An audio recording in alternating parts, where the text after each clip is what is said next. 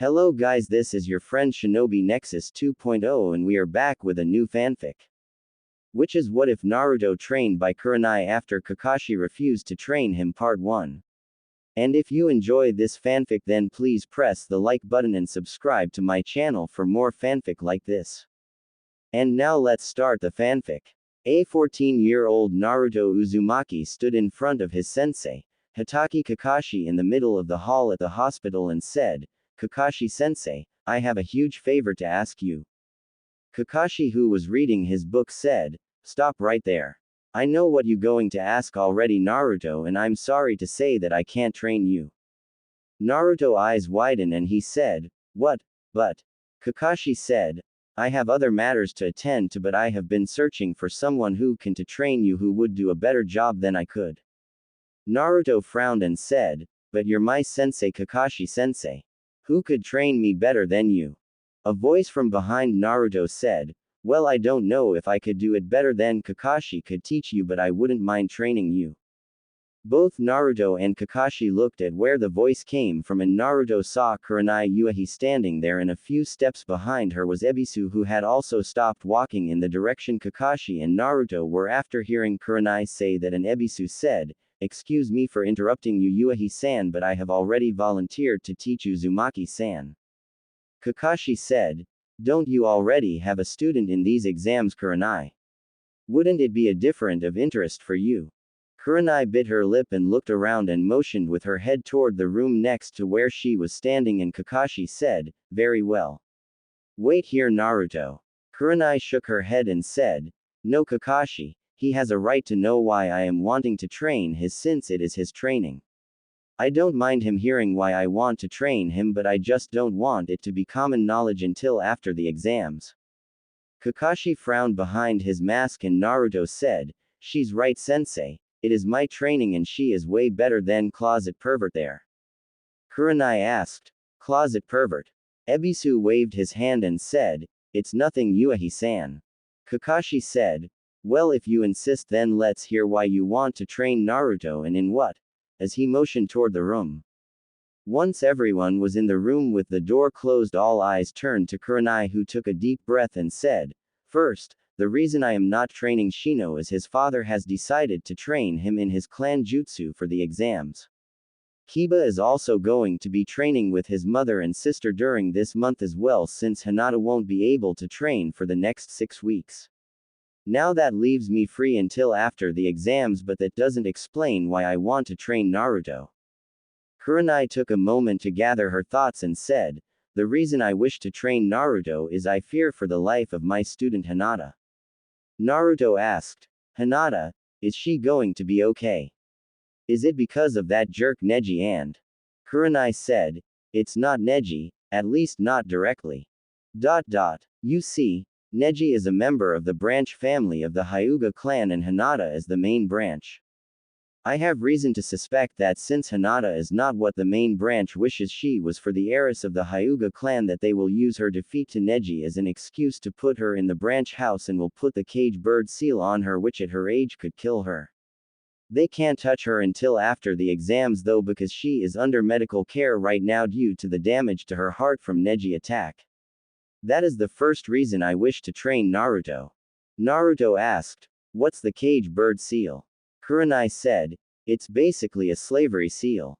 It's supposed to protect the Hyuga clan from having their bloodline stolen, but the main house uses it to control the branch house.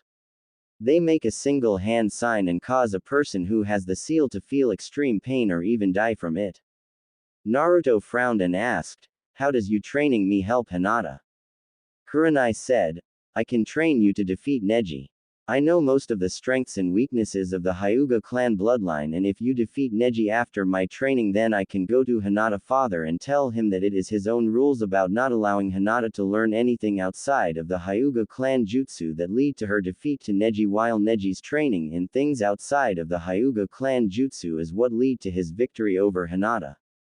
By you defeating him under my training, then that gives me grounds to help protect Hinata from being put in the branch house, as well as get me permission to teach Hinata things that the Hyuga clan forbid her from being taught because of their narrow-minded beliefs."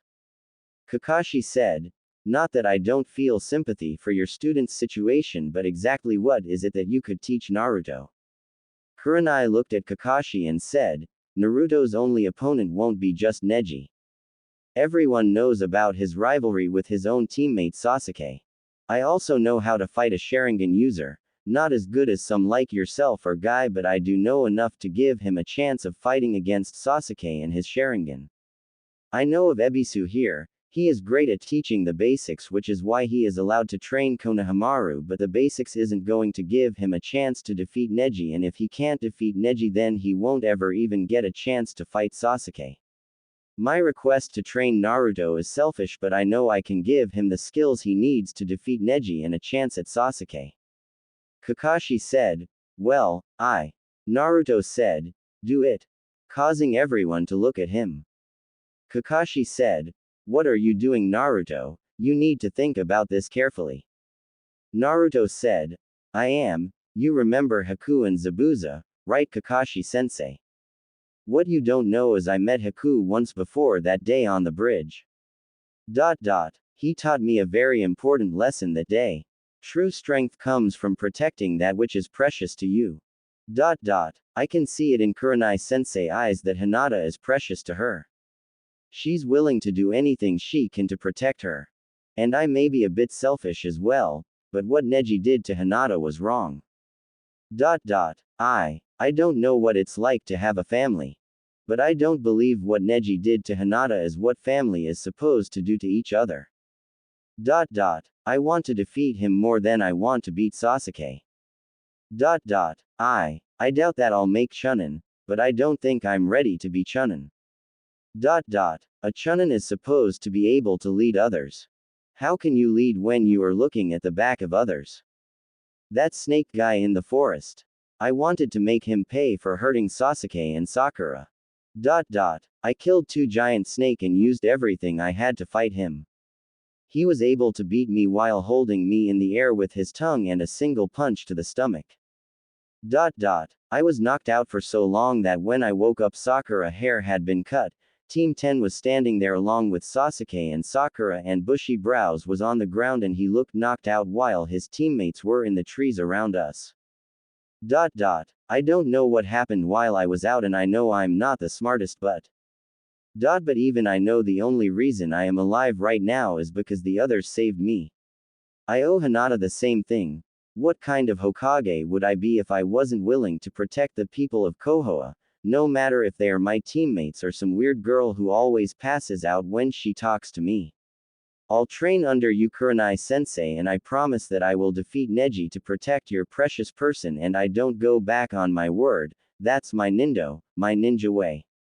Kurenai smiled and quickly moved forward, pulling Naruto into a hug with his face right between her as she said, thank you, Naruto. You don't know how much this means to me. Thank you. As she hugged him tightly while moving him back and forward. A thud caught her attention as she noticed Ebisu was blown back with a nosebleed and a perverted smile on his face while Kakashi raised his book a little higher and closer to his nose and thought, lucky bastard, and said, well, in that case, I am sorry for bothering you, Ebisu, and good luck, Naruto, and I hope you are happy with your decision. See ya. As he shushined away. Kurenai blinked a moment and then looked at Naruto, who was frozen in place in the valley between her, let go of Naruto and stepped back and said, I'm sorry about that, Naruto. Naruto rubbed his head sheepishly with a blush on his face and said, no problem, Kurenai-sensei. Kurenai smiled gently and said, all right, Naruto. Do you have anything else you need to do before begin training? Naruto shook his head no, and Kurenai said, then sit down and tell me what skills you have so I know what you need trained on and what you don't. Naruto said, that makes sense. I know the Kujbunshin no Jutsu, Henge, replacement, cloak of invisibility, my no Jutsu, harem jutsu. I also know the tree climbing exercise Kakashi-sensei taught us in Wave Country. Kurenai, who had a gentle smile on her face as Naruto started to speak, slowly pursed her lips and said, is that it? Naruto rubbed the back of his head and said, yeah, with a sheepish grin. Kurenai said, Did Kakashi teach you anything else or try to teach you anything else? Naruto said, just teamwork. With a shrug. Kurenai frowned and said, I see, well we got our work cut out for us and only a month to get ready. Do you know where training ground 32 is? Naruto blinked a moment and said, yeah, that's the one by the waterfall that flows into the Kuroku Lake. We had to get trash out of that stream. Why? Kurenai said, good, you know where I want you to go already. Meet me at the bottom of that waterfall in 1 hour and bring all your camping supplies and ninja equipment as well as all your cloths as well. Naruto frowned and said, why? Kurenai said, because to keep your training a secret you're not going to leave that area until your training is complete. I'm going to put you through hell during your training and force you past your breaking point in order for you to come out stronger than ever. Now go, you only got 56 minutes left to get ready. Naruto's eyes widened and he quickly left the room and Kurenai growled a moment before she looked at the tag she pulled off of Naruto's jacket and shushined away. After going to his apartment and grabbing all his ninja equipment and his cloths, Naruto had shoved them in his backpack and heading toward Ikiruka ramen stand to get some ramen. Naruto made it to the location Kurenai had told him to meet her and looked around and said, I guess I beat her here. A voice from behind him said, you guess wrong. Startling Naruto as he jumped to his feet and turned and saw a shimmer in the air and saw Kurenai standing there with her arms crossed and said, you're late. Naruto was wide-eyed and said, that was cool, are you going to teach me that? Kurenai said, I don't know yet. What good is me teaching you something if you don't know how to defend against it? You must know yourself before you can know your enemy. Naruto looked confused and Kurenai said, is that all your cloths and ninja supplies? Naruto nods and Kurenai said, let me see. As she held her hand out. Naruto hands her his bag and Kurenai opened it and looked at Naruto's supplies and she grabbed his cloths and put them in one pile and then his weapons in another pile with Naruto blushing when Kurenai giggled slightly as she pulled out his frog boxers which she put in a separate pile. Kurenai said, first lesson, stealth, as she flashed through a couple of hand signs and breathed a fireball into Naruto's cloths minus his boxers causing Naruto's eyes to widen and he screamed, no. My cloths. How could you? As tears started to fall from his eyes. Kurenai pulled out a scroll and said, here is your new cloths. Naruto looked at the scroll and said, what the hell am I supposed to do with that? Wrap it around me like bandages like you. Kurenai got defensive and said, my cloths are not bandages, and don't you know anything about sealing? Naruto frowned and Kurenai sighed and said, look, this isn't going to do either of us any good if we fight, so listen, inside this scroll is a standard storage seal. I got you some new cloths that will not only make you look more professional but also some other supplies that will help. Just take this behind a tree and channel chakra into the seal and out will pop out your new supplies. Now go, you're wasting both our time. Naruto took the scroll and said, no peeking lady. As he walked behind a tree and Kurenai blushed and thought, that was so wrong. A few minutes later Naruto came back wearing a pair of black pants that had built-in weapon pouches, a fishnet shirt with a gray shirt over it. Kurenai said, good. I see I was right about your old cloths being too big for you. Now remember I told you that you must know yourself before you know your enemy, right? Naruto nods and Kurenai said, when you fought Kiba I saw you use your Kage Bunshin. What do you know about the Kage Bunshin no Jutsu? Naruto blinked and said, the Kage Bunshin no Jutsu is a jutsu that is in the Forbidden Scroll. It makes solid clones that can only take one hit before dispelling. Kurenai said, is that it? Naruto nods and Kurenai thought, lazy bastard. And said, the Kage Bunshin no Jutsu divides the chakra of the user evenly between himself and each clone you make. That is part of the reason it is in the Forbidden Scroll. If a person uses it too much or stupidly it could cause them to die of chakra exhaustion, causing Naruto to pale slightly and said, but I use it all the time with no problem. Kurenai said, that is mostly because of that.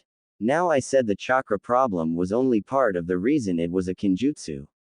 The other reason is because whatever a Kage Bunshin learns is transferred back to you and any other Kage Bunshin you created when dispelled. That makes it a great jutsu for scouting. Naruto eyes widen and said, really, but. Kurenai held up her hand and said, let me finish. Now, I can tell you didn't know this before, and that means that all this time you could have been making great strides in becoming a better ninja has been wasted because you didn't know yourself. Naruto frowned as he heard that and thought, did I really just waste all this time so far? Why didn't anyone tell me? Kurenai, seeing the look on Naruto's face, said, assumption is the biggest mistake people can make, Naruto. I bet nobody told you about that before because they figured you'd read about it when you took the Forbidden Scroll. Naruto looked down and Kurenai said, but we can work on correcting that mistake now, so watch. As she walked out onto the water near the waterfall and said, this is also a chakra control exercise like the tree climbing exercise. Too much chakra and you will blow off, not enough and you will sink. What I want you to do is use what you think is half your chakra to make as many Kajibunshins as you can and have them begin to practice this exercise. Stop. Causing Naruto to stop before he could finish putting his hands together. Kurenai said, wait until I finish speaking before you make them. Now your Kage Bunshin will know what you know, so when you make them already have your plan in your head. What I want them to do is form a line before trying this exercise. I want them to start with trying only one foot first while keeping one on dry land.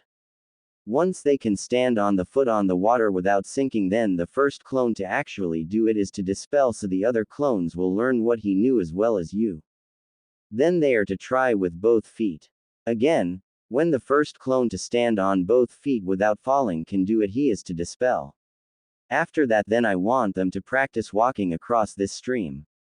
The first clone to walk across the stream and back again 10 times without falling is to dispel.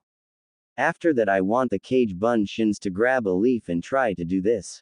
As she put a leaf on her left hand and start to channel chakra, causing the leaf to float. Naruto was wide-eyed and Kurenai said, this is the leaf floating exercise. Too much chakra and the leaf will blow off, not enough and it won't move. When a clone can get it to float above your hand for 10 seconds, he is to dispel. Then the clones are to try and keep it there for 1 minute.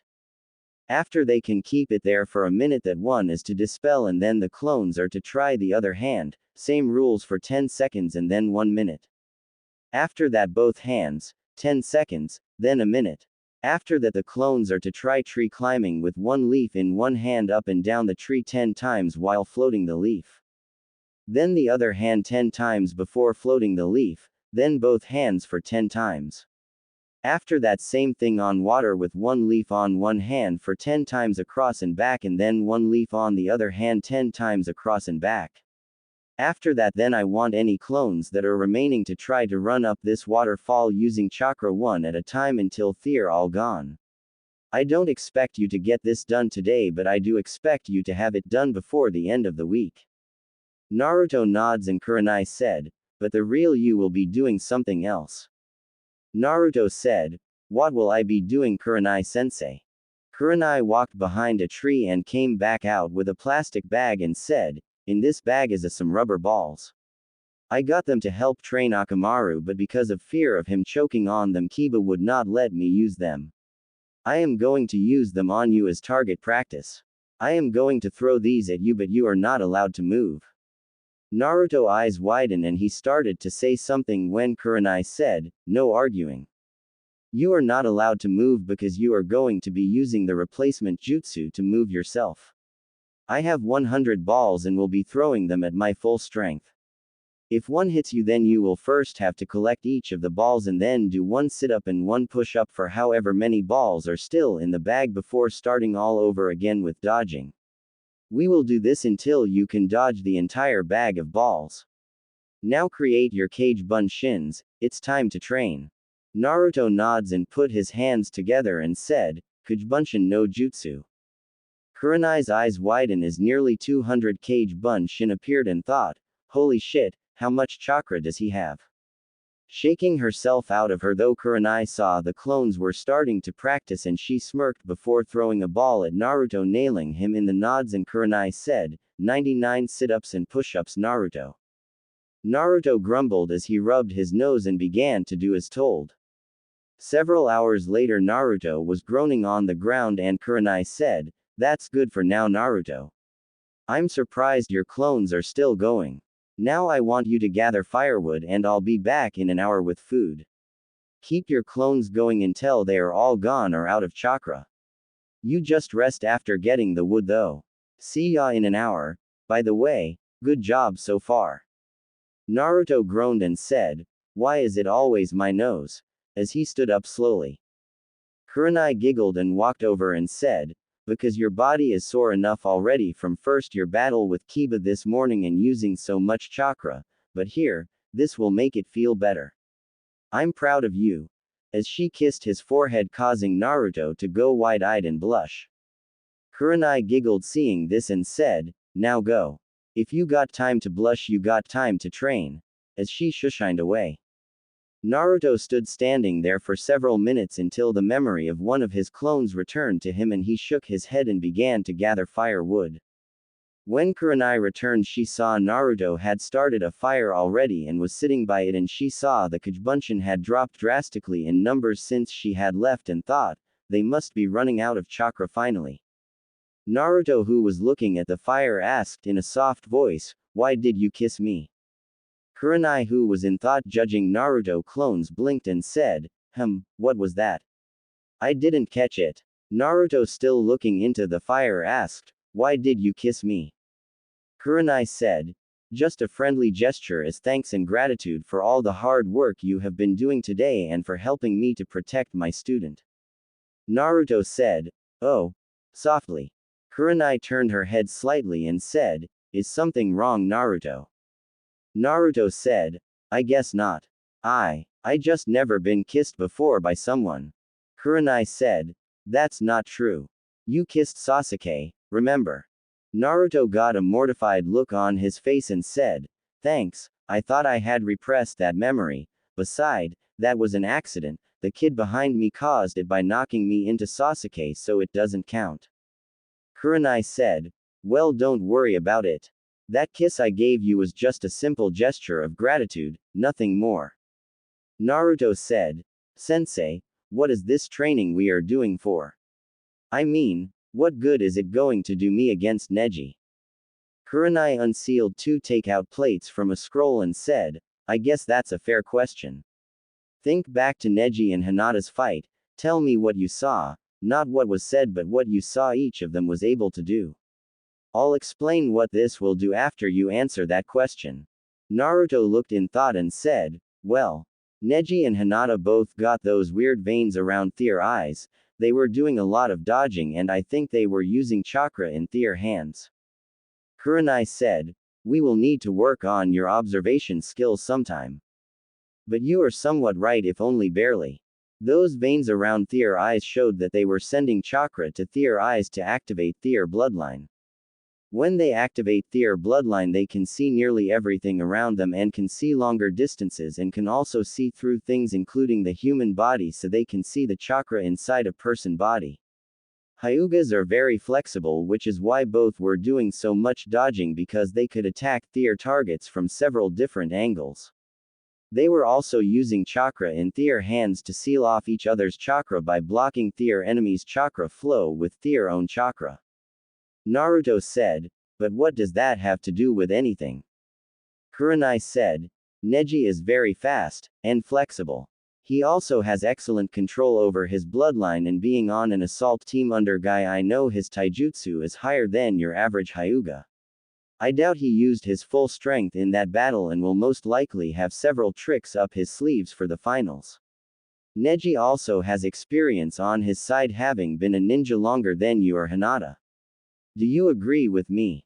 Naruto thought hard for a minute and said, yeah, I guess so.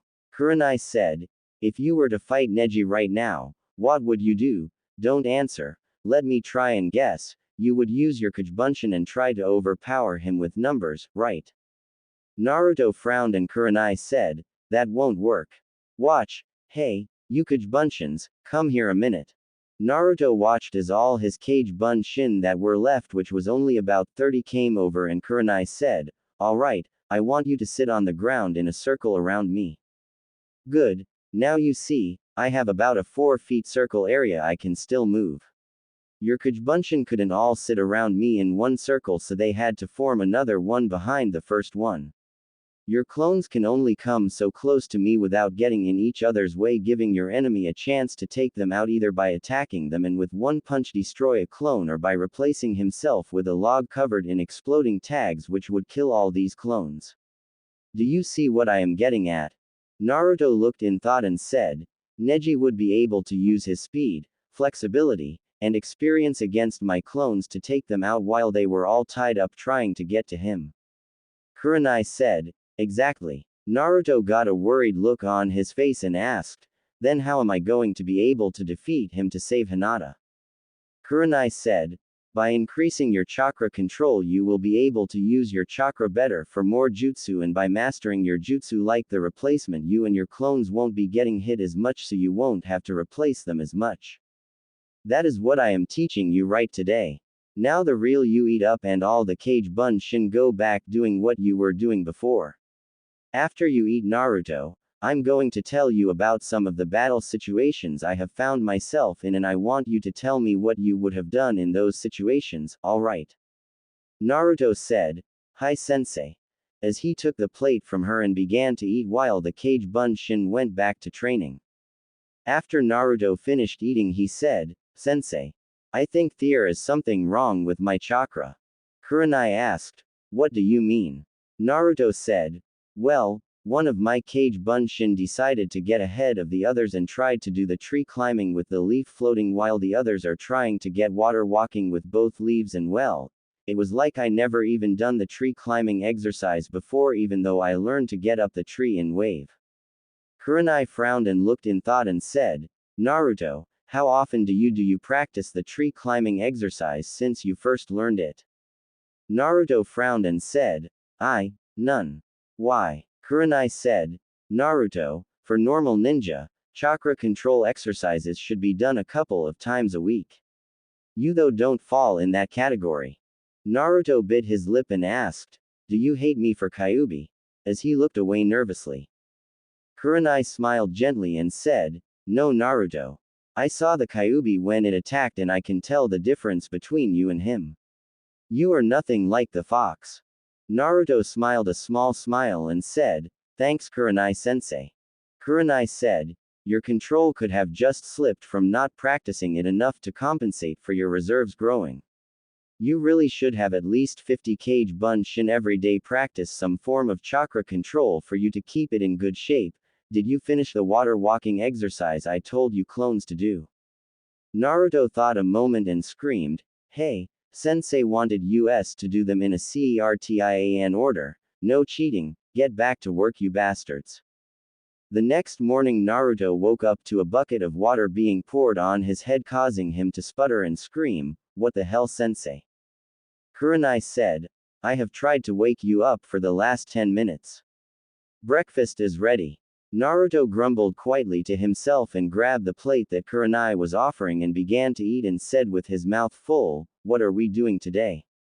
Kurenai frowned and said, "First, don't talk with your mouth full, it's disgusting.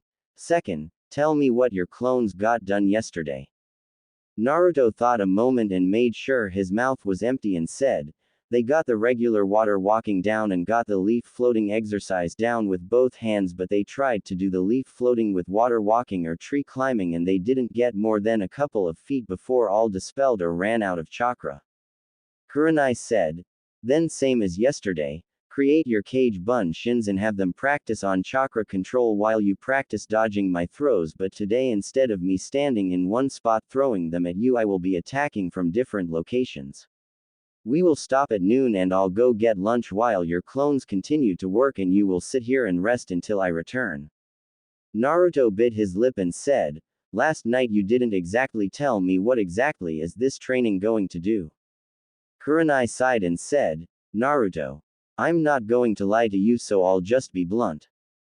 There is no way between now and the finals you can get fast enough to get inside of Neji guard to attack him unless you're willing to take a lot of damage that could cost you the match. There is also no way you can get enough flexibility to outmove him either in less than a month. What I am hoping to do is to take an experimental jutsu I created for when I spar with Hinata to keep from having my chakra shut off and have you take it to the next level. A lot of the work will have to be done by you to figure out the best way to use it for you. I could tell you everything I know about the Hyuga, Thier fighting style, and Thier bloodline and then let you figure out your own way. Naruto frowned and said, so you don't have some kick jutsu that will instantly let me win against Neji? Kurenai said, no. All I have is my own experience and that jutsu I mentioned that lets me reduce the damage I take from Hinata when I spar with her. If you want to cancel our agreement and find you someone better, I'll understand. Naruto said, why would I do that? You have taught me more in a few hours than Kakashi-sensei has in 6 months. It would be cool if you had a one-hit code jutsu that would let me instantly win, but I learned a lot of things on that mission to Wave. Things are not what you always believe they are. An enemy today could be an ally tomorrow. Teamwork can overpower a stronger enemy. The most dangerous weapon a ninja has is Thier mind. Emos come in all sizes, and Senbon needles hurt like a bitch. Kurenai laughed at the last one and said, sounds like that mission was very interesting. Naruto smiled softly and said, yeah, hey, sensei. I got a question. Kurenai said, I hope I can answer it for you. What is it? Naruto said, well, Iruka-sensei was always yelling at me about my no jutsu. Kurenai pursed her lips and said, I can understand why. That henge is degrading to women. Naruto frowned and said, but it's not a henge. Kurenai blinked and said, what do you mean? Naruto said, well. I got an idea in the middle of battle with Zabuza. He had Kakashi-sensei trapped in this water prison jutsu and he was standing on top of a lake and had some water clones attacking us while he held the jutsu.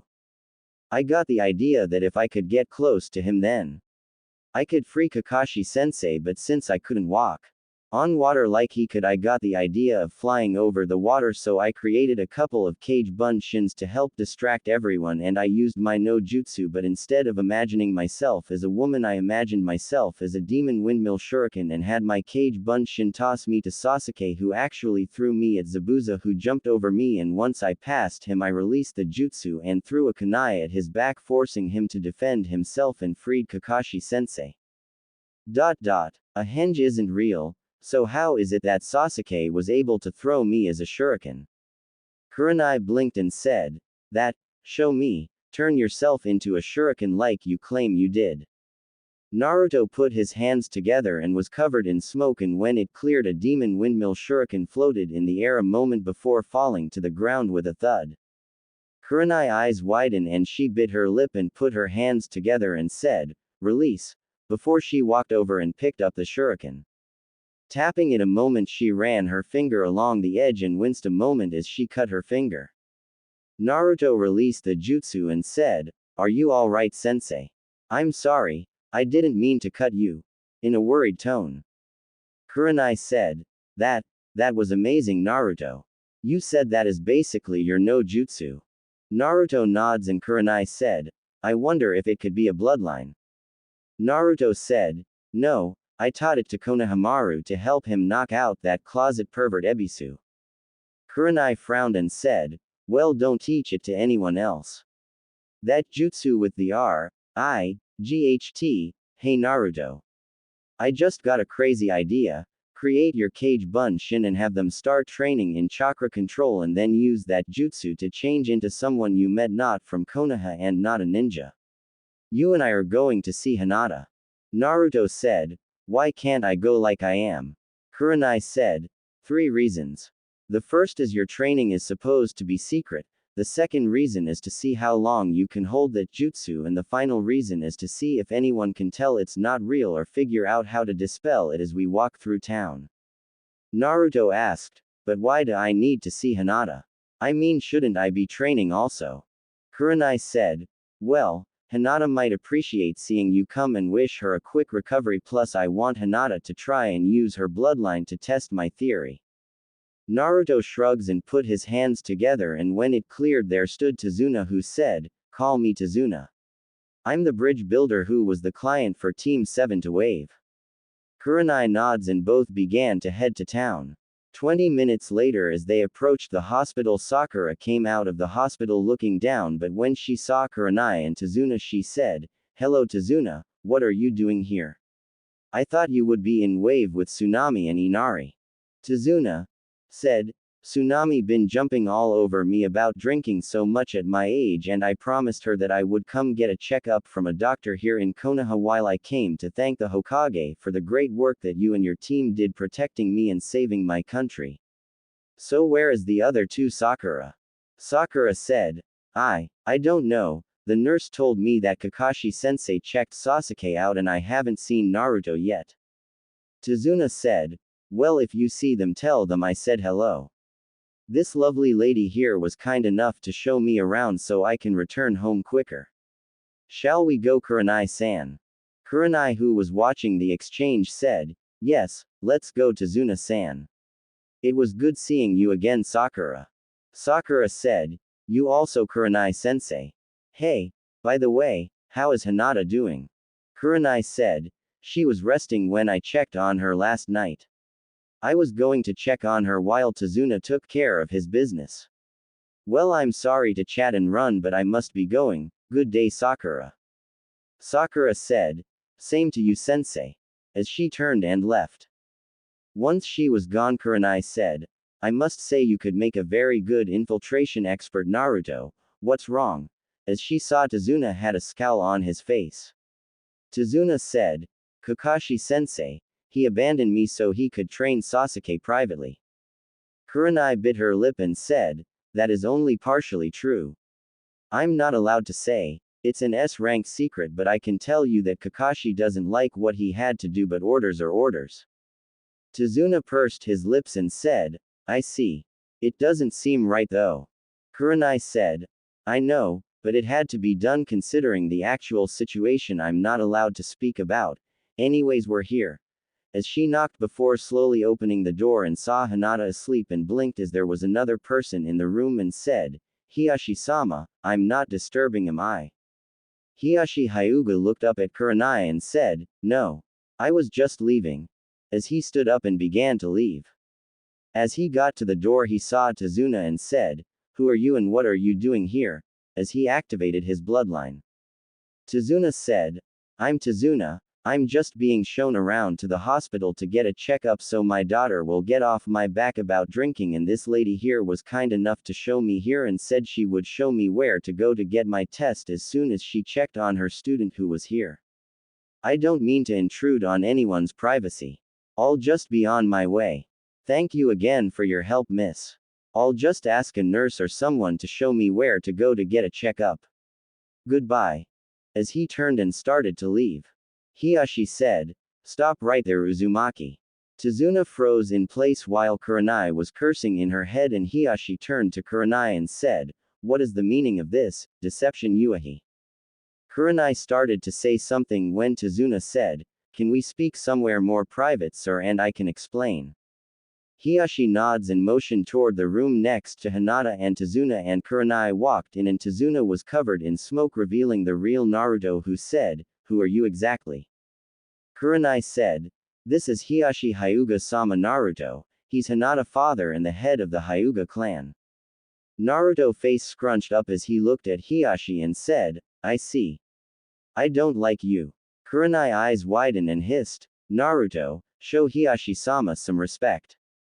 Naruto looked at her confused and said, "Why?" Kurenai said, "Because he's." Naruto said, "I know, the head of the Hyuga clan, Hinata father, and he's also one of the council members. I recognize him from one of the times I was brought into the council chambers after one of my pranks, but I don't see why he should be respected." Hiyashi said, "I should be respected because." Naruto said, "I'm not talking to you. I'm talking to her." Interrupting Hiyashi. Kurenai was shocked hearing Naruto say what he was saying to Hiyashi face, and Hiyashi said, If you do not stop this insolence, I will. Naruto said. What? Put the cage bird seal on me like you do the branch house. Call me a failure, a weakling, attack me. Take a number. What makes you different than the people in the branch house? I heard the cage bird seal is supposed to be used to protect your clan's bloodline, then why doesn't everyone in your clan have it? Why only the branch house? Why have the seal design where it can be used to torture or kill the person who has it? What makes them different than you? Hiashi said. I don't have to answer to you. Naruto said. And I don't have to answer to you. You know I'm right. There is no difference between you and the branch house. You just want to cause pain and suffering while forcing someone to suck up to you and kiss your to think. You're probably going to put it on your own daughter. Funny. Konoha hates Itachi Uchiha for killing his own family, but you're doing the same thing, bastard. Kurenai said. That's enough, Naruto. Forgive him, Hyuga-sama, he's. Hiashi said. Right. Causing Kurenai eyes to widen and Naruto to blink. Hiashi sighed and said. I hate how things are in my clan, but there is nothing I can do. Naruto said. I thought you were the clan head. If you don't like it, change it. As if it was the simplest thing in the world. Hiashi said. I am the clan head, but I am also only one man against my clan elders, and I have to do what is best for my clan. Naruto frowned and started to walk toward the door, but when his hand reached the handle and said, if you can't change your entire clan by yourself, then change things for one person. That one person could then help you shoulder some of the load to help another.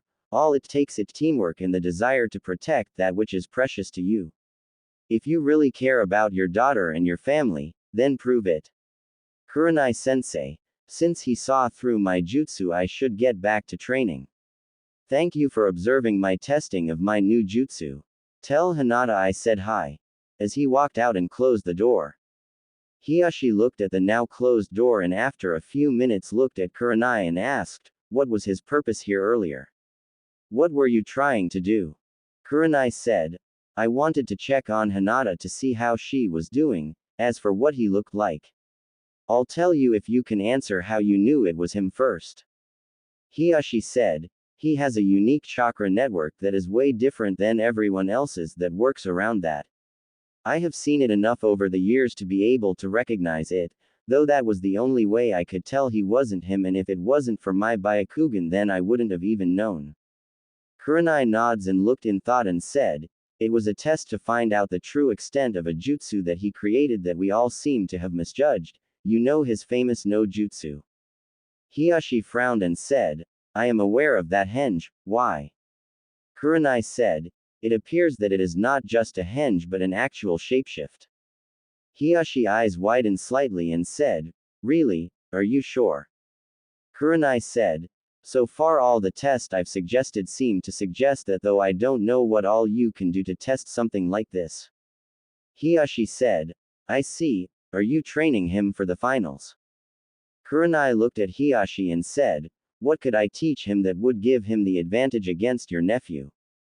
The only thing I've taught him is water walking to help him with his chakra control, since Kakashi taught him tree climbing and the academy taught him the leaf balancing exercises. Other than that, all he is doing is reviewing his own jutsu inventory, trying to understand them better and to use them quicker, which is why when he showed that jutsu I started to tell him how degrading it was to women. When he informed me about how he used it on a mission his team took, that piqued my interest.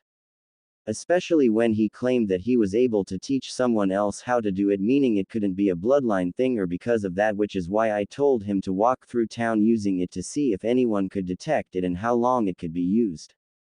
I have not done anything that could be considered stealing your clan's secrets or knowledge that I may have acquired by teaching your daughter. Just helping a student refine his own skills that he already has, as well as chakra control. Anything else he comes up with is his own design. Hiashi nods and said, very well. See that you don't. As he turned and walked toward the door. After he was gone, Kurenai let out a breath, and a puff of smoke behind her drew her attention and saw Naruto sticking to the wall, and he said, wow, that actually worked. Kurenai turned her head to the side so fast someone might have thought that she had whiplash and said, what are you doing? Naruto said, ever heard the saying, if only I could be a fly on the wall? Kurenai blinked and her eyes got wide, realizing what he meant before she frowned and said, you were spying on me. Naruto said, no, I wanted to make sure that you weren't trying to trick me into failing the exams so that you could use that as a favor to protect Hinata. After Mizuki, can you blame me? Kurenai pursed her lips and said, do you have any idea how stupid what you have been pulling was? You could get us both as so much trouble. Naruto frowned and Kurenai saw this and sighed and said, we should go see Hinata and then get back to your training. Naruto nods and Kurenai said, but if you ever spy on me again, I'll quit training you in a heartbeat after making you experience kissing Sasuke over and over again. Naruto paled as he followed Kurenai into Hinata room, and Kurenai moved to Hinata bed and grabbed the clipboard and read it and frowned and said, they have sedated her to keep her from moving around to give her time to heal. I guess this was a waste of time. Naruto was looking at Hinata bed and remember her words during the exams and after a moment said, Sensei, does Hinata like me? Kurenai eyes widened slightly and she looked at Hinata and asked, why would you think that? Naruto bit his lip and walked over to the window and said, Sensei, can you keep a secret? Kurenai said, I believe so, why? Naruto said, I've noticed Hinata following me over the years, spying on me. Kurenai eyes widened and said, oh, why was she doing that? In a calm voice, acting like she didn't believe him. Naruto frowned hearing this and said, Sensei, please stop trying to deflect me. You know something and I can understand that you don't want to tell me, but I'm confused. Kurenai sighed and said, I can't tell you if she does or doesn't, Naruto. I won't betray your trust like I won't betray hers, but if what you said is true and you have seen her following you over the years, why have you never talked to her about it? Naruto looked down and said, at first, I thought that she was spying on me to rat me out for my pranks. I was pulling her to figure out how I was doing my pranks to do something herself and get me in trouble for her actions, considering how fast I was caught or blamed when I was younger. Kurenai thought, well, I guess I could see where he thought that, and said, you said it first. What changed? Naruto said, truthfully, it wasn't until the first part of the Chunin exam that my opinion of her changed, you see. Hinata was right next to me in the room we had that paper test. I didn't know any of the answers and I was getting a little worried, but Hinata surprised me and quietly offered me a chance to copy her paper. Kurenai eyes widened and said, she did? In surprise. Naruto nods and said, she shocked me, but I told her no thanks, that I would pass on my own. God, I wanted to slap myself after I said that. Kurenai said, well, you did get by it on your own. Naruto said, with a blank paper. Kurenai blinked and asked, what? Naruto turned to her and said, I passed with a blank paper. I didn't even write my name on the test paper. I bluffed my way through the test, even going so far as to stand up and scream at that Ibiki guy, telling him I would be Hokage even if I had to stay a genin forever. Kurenai shook her head and said, I can't believe you did that. Naruto bit his lip and said, the rest of the test after Hinata offered to let me cheat, I tried to figure out what she was up to. Was she trying to get me caught to eliminate me? Was she actually trying to help me? I just couldn't figure out what to think. And then when she was fighting Neji, when she was talking, she was quoting me, saying the words I said, like they were her source of strength. I don't know what to think anymore, Sensei. I'm scared. Kurenai, who was watching Naruto, and asked him, why are you scared? Naruto looked down and said, because I don't know if her feelings for me are real or if they are just because she sees me as some kind of support. And I'm worried if she finds out about that if she did like me, she would turn around and either hate me, or worse, fear me. Kurenai said, I think you're not putting enough faith in Hinata. She will be able to see the difference between you and that. Naruto bit his lip and said, I doubt it, Sensei, but what if Hinata doesn't actually like me? What if Hinata is actually getting strength from me? Then what happens when I'm not there? She would become like a puppet with its strings cut. A person has to be strong enough to stand up for themselves first, because no matter how many times someone helped pick them up, the moment they let go to see you stand on your own, you will fall right back on the ground again. Kurenai said, "Don't you think that's a little harsh thinking?" Naruto said, "It's the lesson I learned from the people of Konoha. If I didn't pick myself back up every time I got knocked down, I wouldn't be here today. I would have quit long before I ever took my genin exam the first time, much less the third." Kurenai bit her lip and said, "You didn't tell me why you told me what you did." Naruto said, "Because I can tell your care for Hinata. I can also tell that you want to be there as a pillar of support for her and always to protect her. But that's not possible. Either Hinata will eventually get promoted and moved away from you, or you will have to move on for some reason yourself. Sooner or later you will have to let go, and if Hinata doesn't know how to stand, she will fall and not get back up. I'm telling you so that you don't hate me when I have to break her heart by telling her I can't be with her, because I don't want someone I have to stand behind in my shadow of or in front of using me for support. I want someone who can stand beside me as an equal." Kurenai frowned and said, "I see." Naruto saw the frown and said, "You don't agree with me. What if you were in Hinata? Would you stand up for yourself when people turn on you for being a demon whore or demon lover? Would you be able to take what the world dishes out, or would you buckle under the weight of it? Ask yourself honestly, could Hinata do that, or would she collapse and never get back up? Is that fair to her or to me?"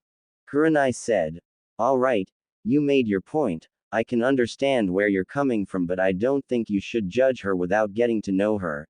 After all, isn't that what happened to you?"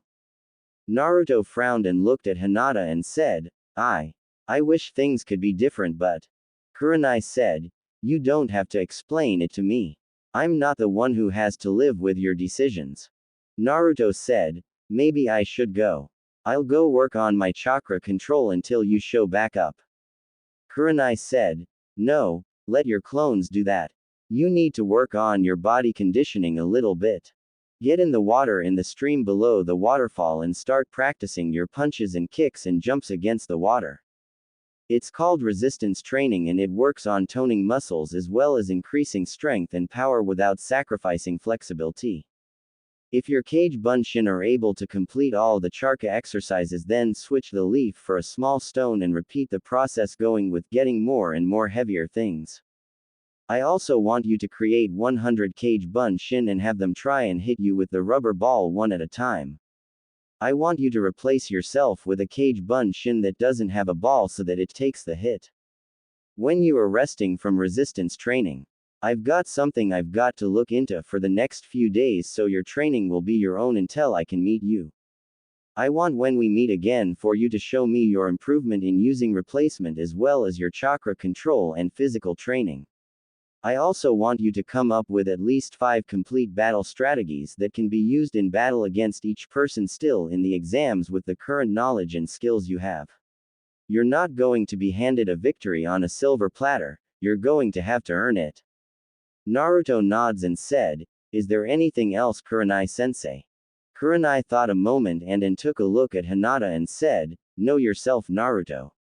I want you to explore every possibility you can with all the jutsu you know." Naruto nods and Kurenai watched him leave and sighed to herself. Naruto, after leaving the hospital, frowned and thought, "Maybe you're right, sensei, but I just don't want to be hurt by those who are supposed to love me. It scares me. Could my parents have been like Haku's dad? Could they have hated me for the Kyuubi and abandoned me? That's why I don't ask Gigi who they are now that I know about Kyuubi." Getting to the waterfall, Naruto began to take off his shirt and pants, not wanting to get them wet, when he heard a noise behind him and turned around and blinked and said, "What are you doing here?" Hiyashi Hyuga came walking out of the woods and said, "I had thought over your words after you left, and I had used my Byakugan to see where you were after I left Kurenai. I was surprised to hear the maturity of your words that you spoke to her about in my daughter's room. While not as educated as some of your peers, you are very good at reading people and have a high level of empathy for others. For that reason I want to tell you about why Neji did what he did to Hinata during the preliminaries and see if you can come up with the solution to a problem that has eluded me for years. Do you have time to listen to my story? Naruto looked at Hiashi and after a moment nods his head slowly.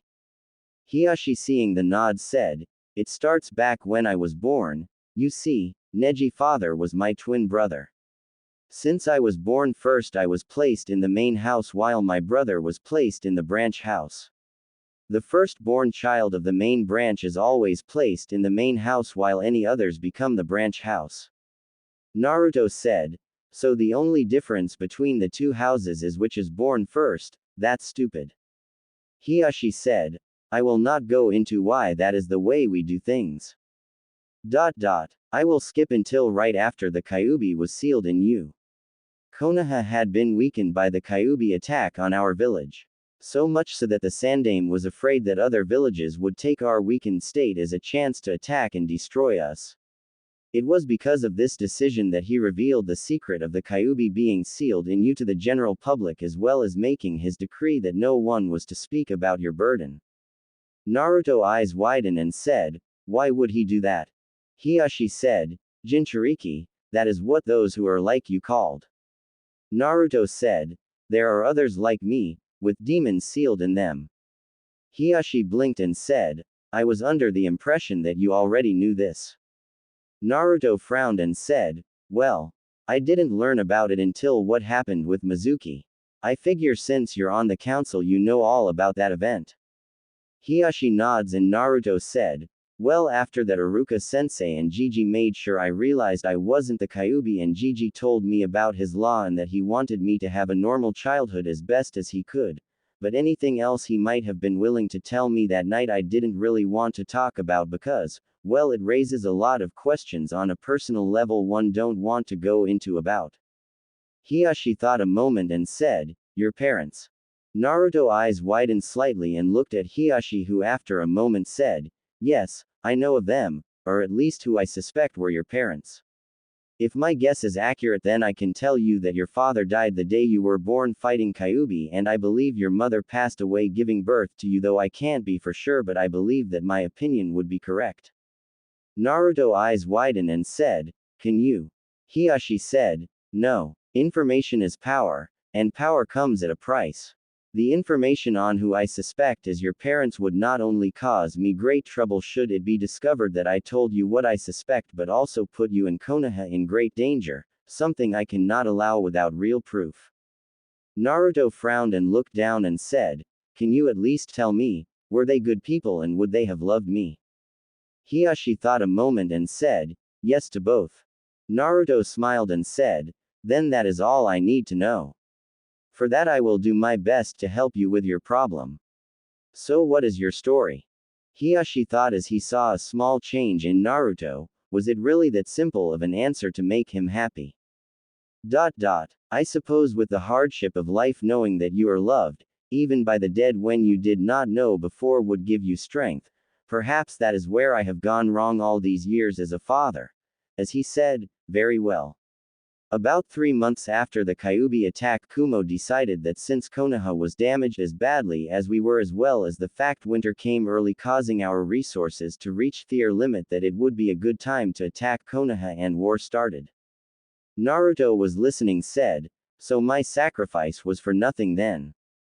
Hiashi said, "No, your sacrifice saved Konoha because without the delay you gave us then Konoha would have been destroyed and more villages would have attacked us besides Kumo."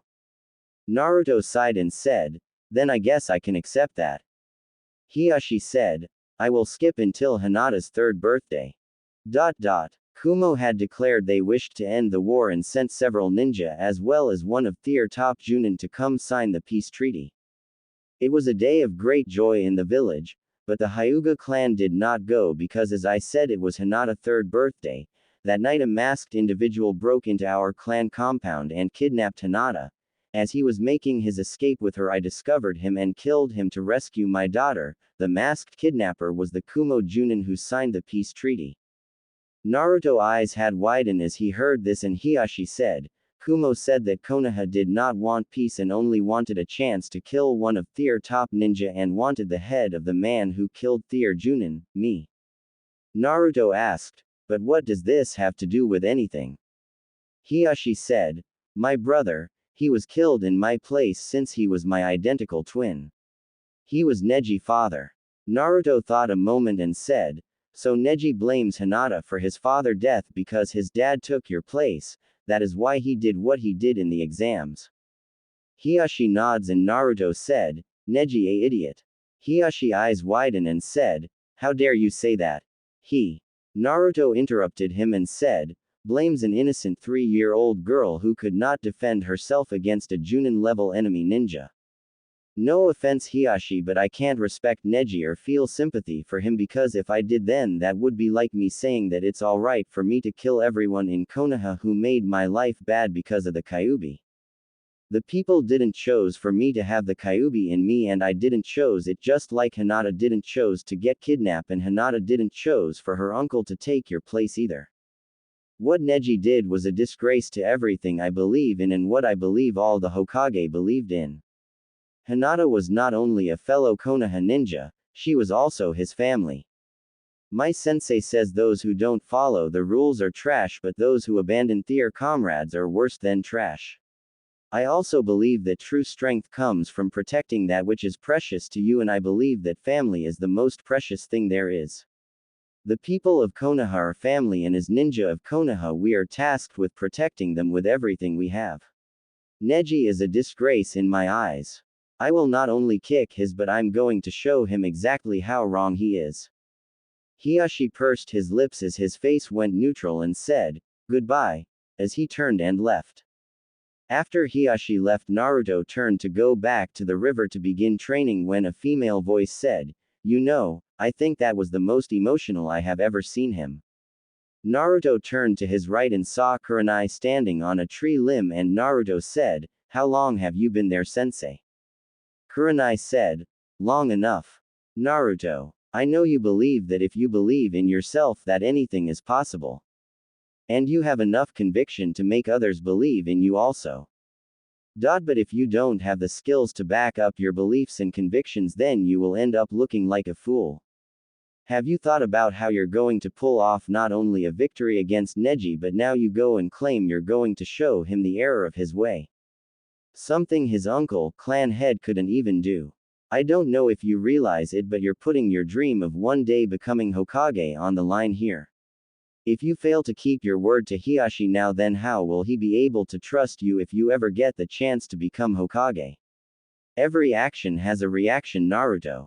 You need to realize that or you will get caught in a trap and die or cost yourself and your teammates their lives.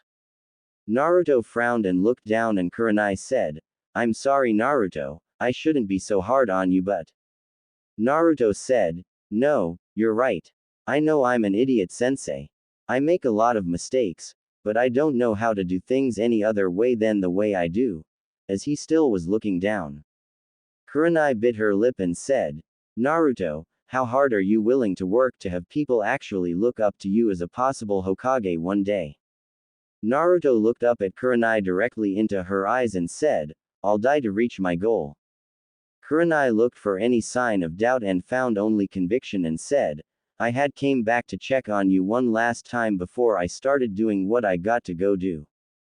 But if that is the way you feel, then the current training isn't going to be enough. I'm going to call in a couple of favors from a couple of friends. You are going to hate me by the end of this month, but you will be thankful as well. Now get back to training like I told you, and when I return I won't be alone. And Naruto, keep your cloths on. The cloths while wet will make you weigh more and help add to your resistance training. Naruto swallowed as he saw the look on Kurenai's face and thought, what have I gotten myself into? Naruto stood in front of a mirror in his apartment and thought, let's see what the world thinks of the Yurei no Konoha, ghost of Konoha, before he disappeared in a swirl of leaves. The Chunin exam stadium was full of people waiting for the exams to begin. Down below in the stadium all the competitors were there except Dosu, Sasuke, and Naruto. A swirl of leaves appeared in the middle of the stadium, catching everyone's attention, and a figure wearing solid white combat boots, white pants with built-in holsters, a white shirt, with white fishnet underneath it, a white Chunin-style vest with several white scrolls on the pocket of the scrolls, a white cloak with a built-on hood that was pulled up over the head of the person who had arrived. Murmurs broke out in the crowd as everyone saw the figure arrive, including the Sandaime Hokage and the Yondaime Kazekage. Genma, the proctor of the exams, looked at the new arrival and tensed a moment and said, "And you are?" The person who hood completely shadowed the face of the person who had arrived said, "Naruto Uzumaki, the Yurei no Konoha." Several eyes widened as they heard who it was that had arrived, and even more murmurs broke out in the crowd as everyone looked at Naruto, including the other competitors. Genma, getting over his shock, said, "Get in line with the others and stand at attention, everyone. The Chunin exams are about to begin." Naruto walked over and stood next to Shikamaru, who glanced at Naruto and said, "Troublesome." Genma cleared his throat and said loudly, "Now if I can have everyone's attention, the semi-annual Chunin exams are about to begin. My name is Genma and I am the proctor for this part of the exam. It will be a one-on-one battle. The rules are the same as the preliminary round. You will fight until a person quits, knocked out, dies, or until I call the match. There is no room for arguments. Now everyone look at this, as there have been some changes in the order of battles." As he pulled out a piece of paper and showed it to everyone, and Shikamaru thought, "My matches have changed." Genma said, "Now that everyone has seen the changes, would everyone but Naruto Uzumaki and Neji Hyuga please leave the arena floor so we may begin?"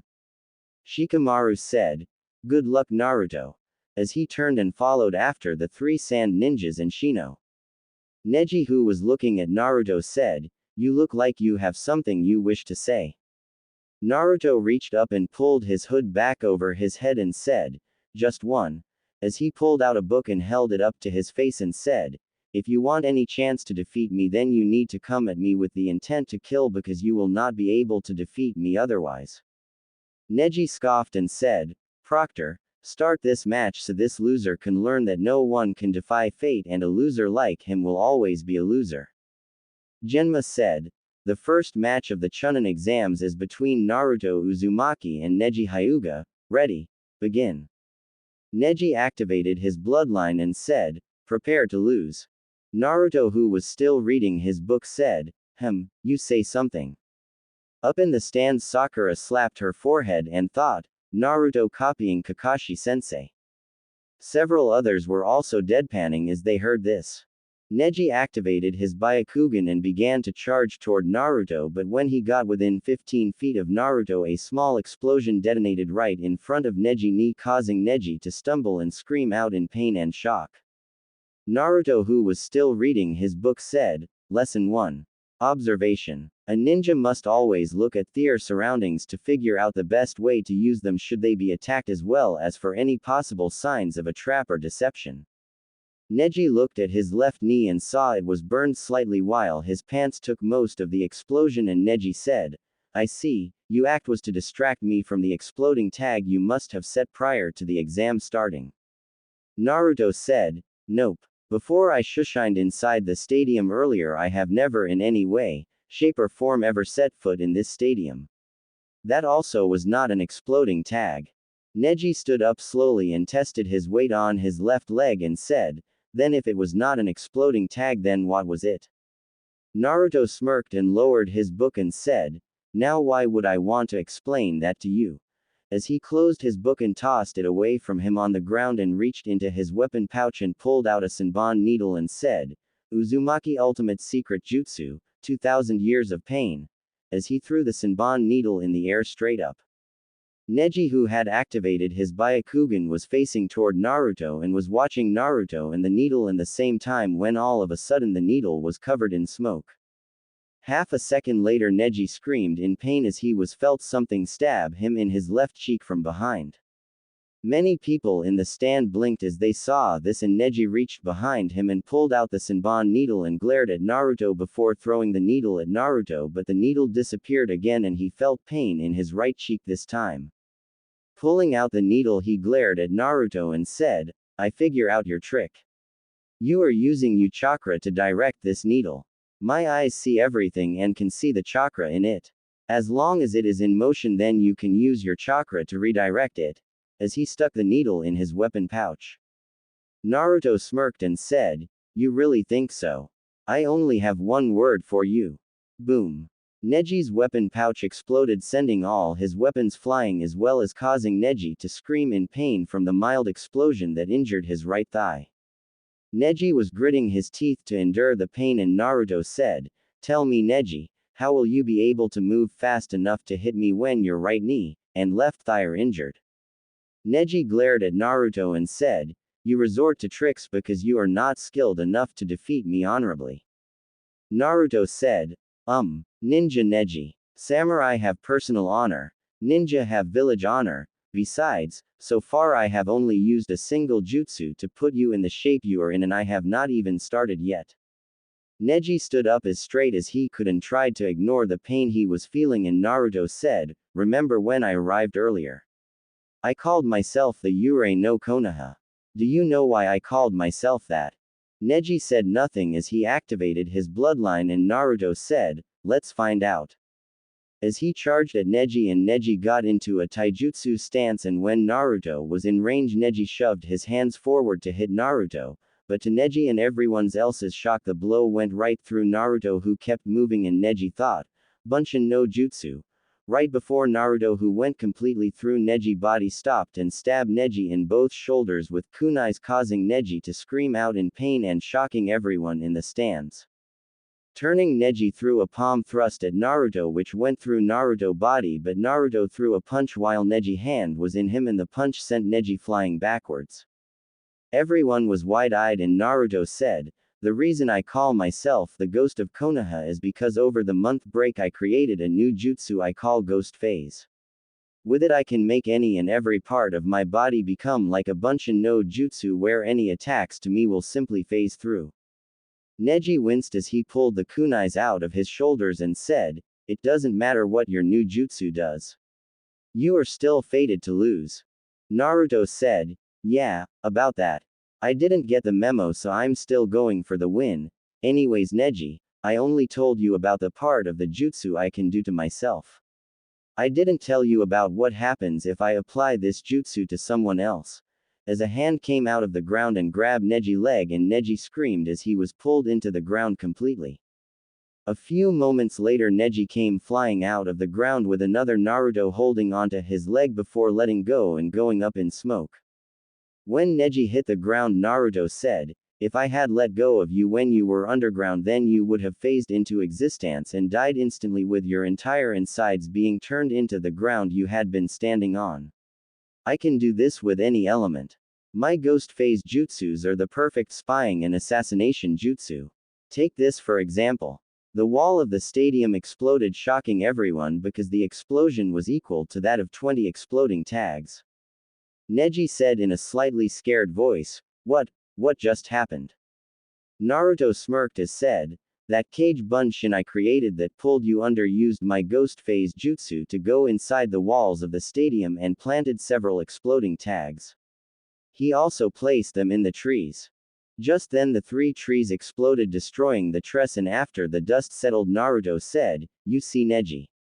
You can't touch me. I could just as easily put an exploding tag inside you as I did those trees or walls. Neji got a scared look on his face, and Naruto said, You told Hinata during the match you had with her during the preliminary round that a loser will always be a loser. You sprouted of shit about fate, claiming that no matter how hard anyone fights against their fate, they will never be able to change their fate. I bet you believed that you are fated to win this match, right? Neji said, Yes, you are fated to lose today, and no matter what you think or do, you will never be able to defeat me. I don't care what kind of jutsu you got. I will defeat you. Naruto shook his head and said, I thought so. That is a way of thinking that will cost you and others their lives. You think that because you are considered a prodigy in your clan or rookie of the year or kunoichi of the year, or even if you are an elite junin, that you cannot be defeated. My sensei is Hatake Kakashi, also known as Sharingan no Kakashi, the copycat ninja, who is said to have copied over 1,000 jutsu in his life. On my team's first C-rank mission outside the village we encountered A-rank missing ninja Zabuza Momochi. Kakashi-sensei got arrogant because of his Sharingan. He got his beat by Zabuza and trapped in a water prison jutsu. Zabuza after capturing Kakashi got arrogant because he was a Junin and my team was made up of 3 genin. Sasuke and I were able to work together as a team and was able to not only attack Zabuza and his Mizu Bunshin, but also freed Kakashi-sensei. Your arrogance has blinded you to the truths of the world just like Kakashi-sensei and Zabuza were blinded by Tier. Neji glared at Naruto and said, "And what truth is that, loser?" Naruto said, "Hinata could have defeated you at any time she wanted by just activating that seal on your head without ever batting an eyelash. She chose instead to face you as a family member instead of a ninja. She chose to face you as an equal when according to your way of thinking she should be your better since she was born the firstborn daughter of your father's twin brother. She is the honorable heiress while you are a lowly member of the branch family and yet here you are, in the finals facing me while your cousin sits in the stands recovering from the heart damage you gave her in your match. The branch house is supposed to protect the main branch and yet you tried to murder the very person you are supposed to protect. You tried to kill someone who wants to see you as an equal instead of a lowly slave. Tell me, Neji, did your father love you?" Many eyes widen as they heard Naruto ask that, including Neji, who said, "Of course he did." Naruto said, "Then why would you betray his sacrifice and memory?" Neji said, "I have never." Naruto interrupted him and said, "Hinata." Neji's face changed into a look of hatred and said, "It's her fault that my father had to die." Naruto said, "Your father may have been a member of the branch house but he loved his twin brother just like he loved you and Hinata. Do you honestly think your father would stand by and let his brother die?" Neji frowned and Naruto said, "Think about if you were in his place. Faced with the option of watching your own twin sacrificed. A twin who had the power to protect your niece and son better than he could. Your dad was a hero, Neji. He sacrificed his life to protect Konoha but more importantly his family.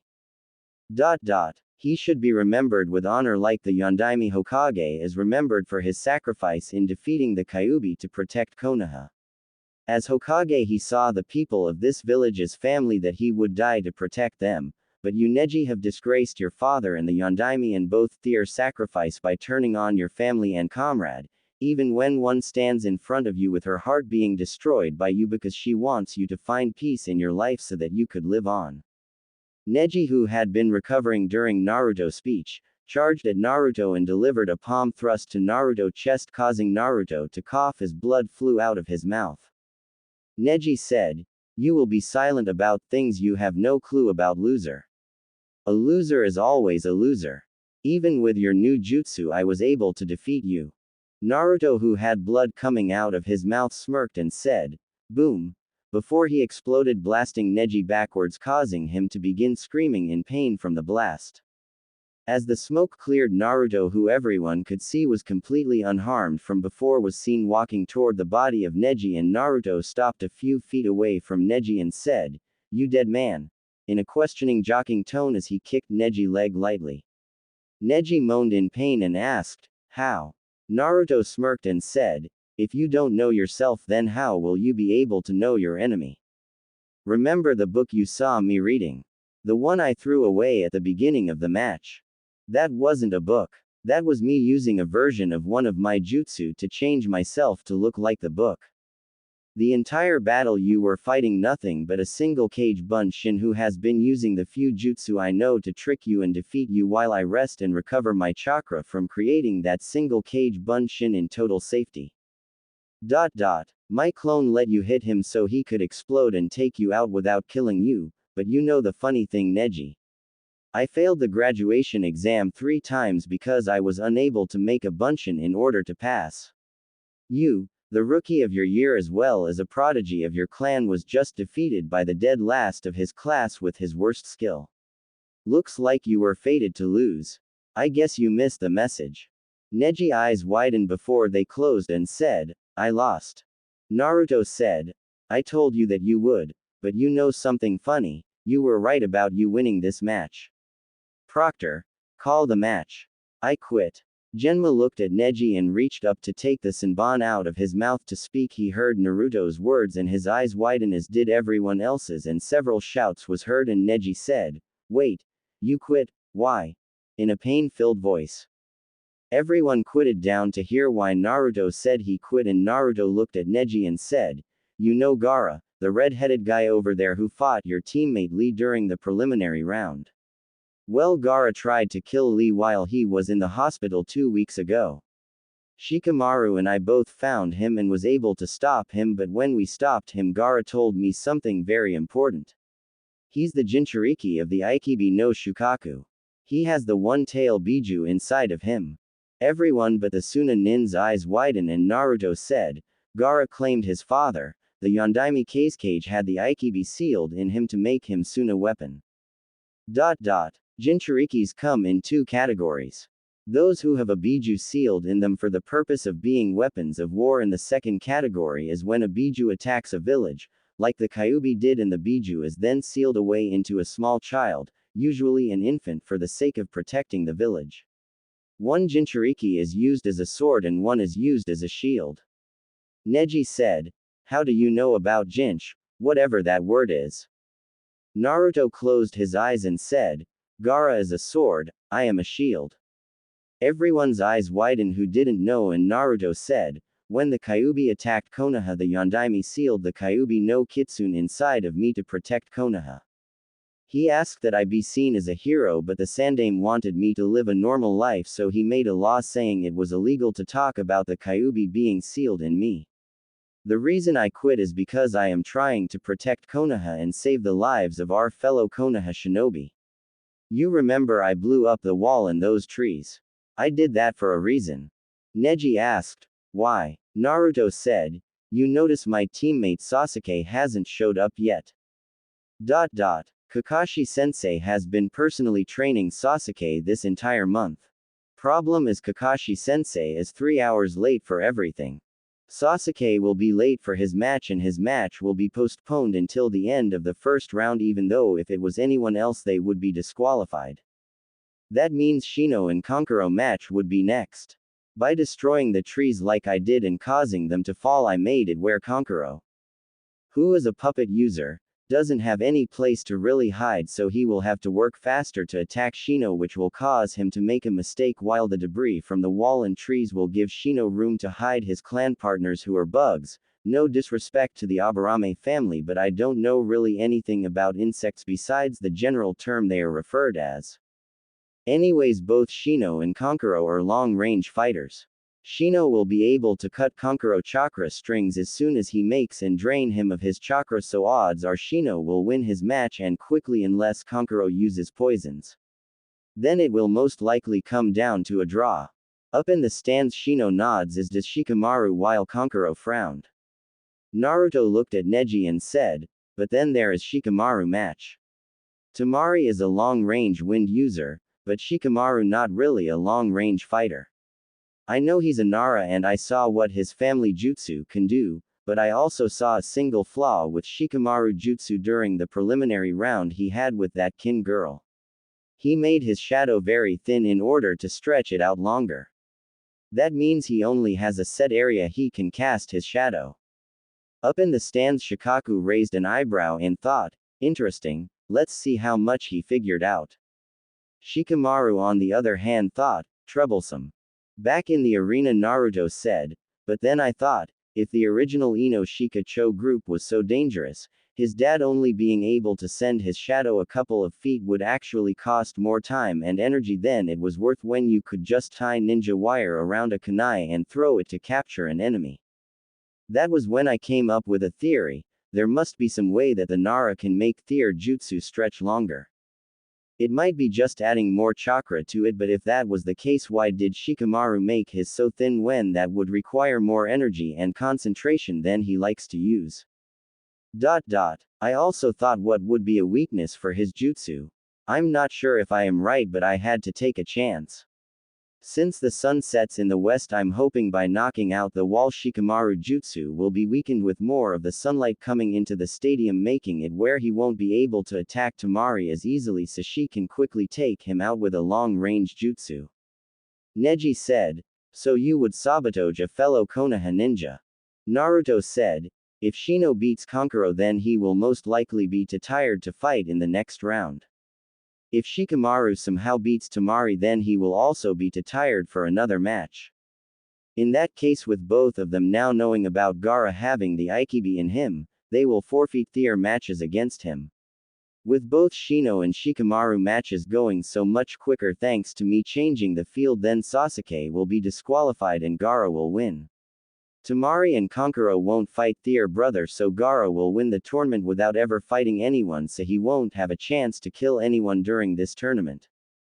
Neji said, but if you're one of those Jinchuriki, then why don't you fight him? Naruto said, you have no idea what you are asking. Battles between Jinchuriki should be far away from civilians and villages. Jinchuriki are thought of weapons of war for a reason. Neji.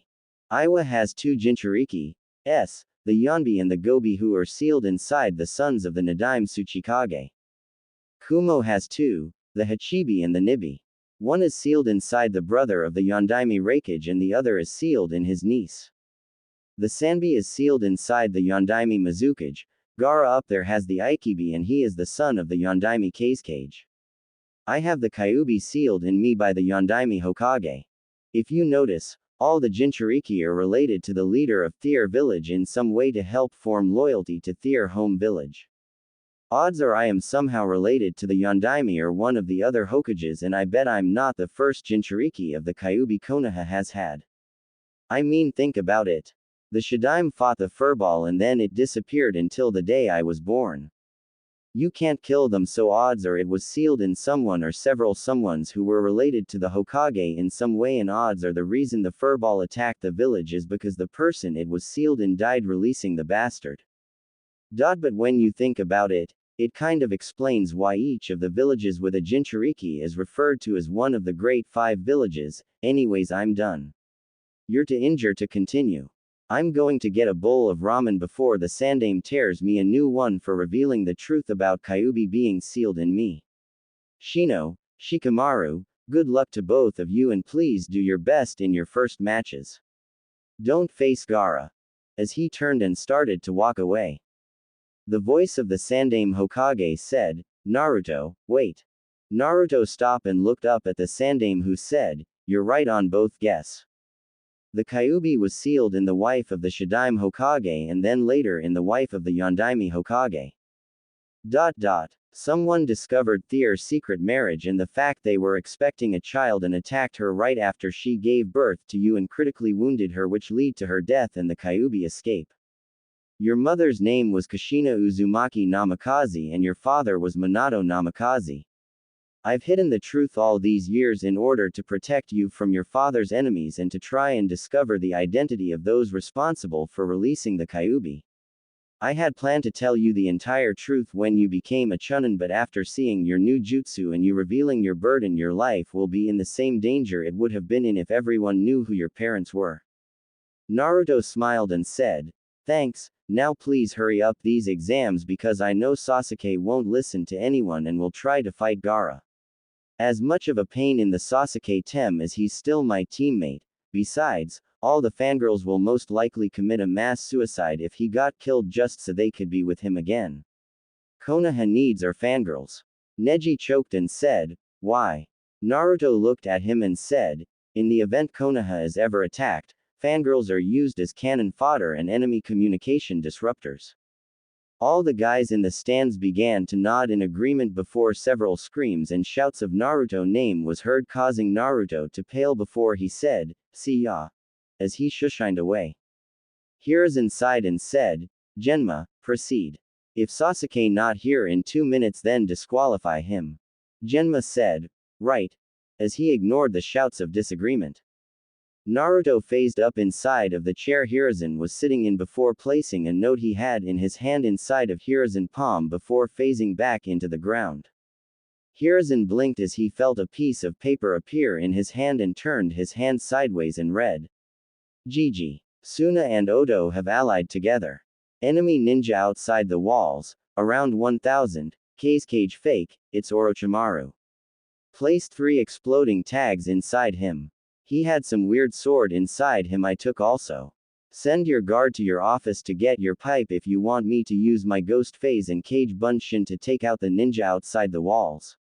Inside your pocket is a Cage Bunshin hanged as a scroll. Pull it out and give it orders and he will activate the tags in snake face if you are attacked. Hiruzen bit his lip and reached into his pocket where he felt the scroll and said, capture when possible, as he crushed the scroll in his pocket. Naruto was leaning against a building when he got the memories of his scroll Cage Bunshin and thought, be careful Gigi, before he shushined away.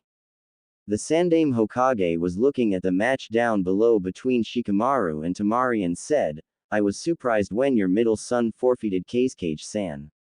He's nothing like his elder brother. The Cage blinked and said, you mean sister, right Hokage-san? Hiruzen said, no, I was referring to your other son. The one you had before you became Cage.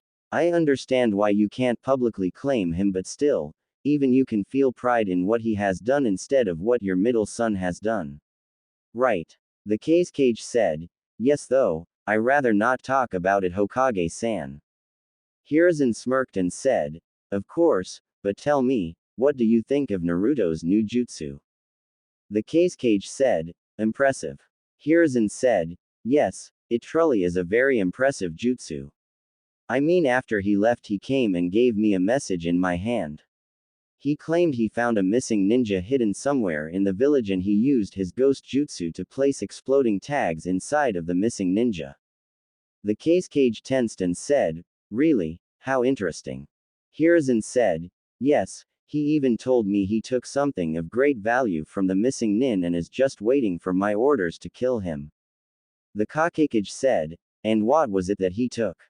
Hiruzen saw Shikamaru capture Temari and he said, the grasscutter sword my former student. The Cage tensed and said, what do you mean?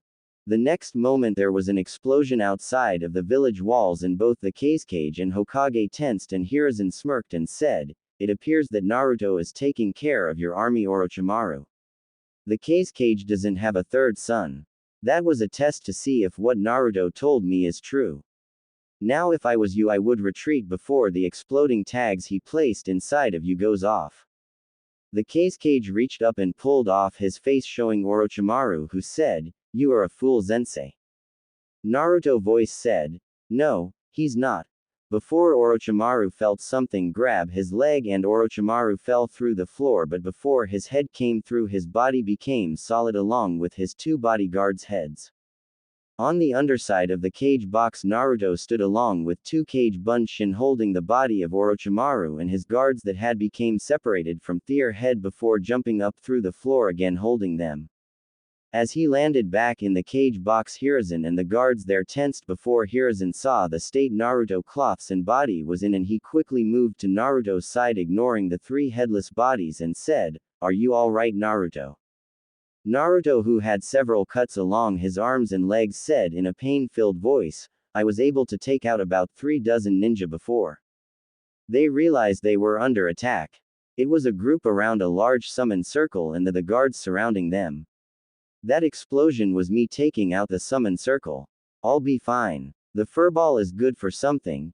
You need to warn everyone, my clones are fighting the enemy, ninja outside of the village but are dying quick. Watch out for Gaara.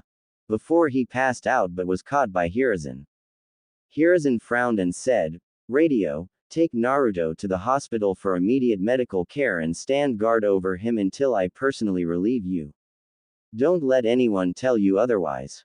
Radio, the ninja assigned to guard the Sandaime said, hi Hokage-sama, as he grabbed Naruto's limp body before shushing away. Hiruzen quickly moved to the front of the cage's box and said, may I have everyone's attention.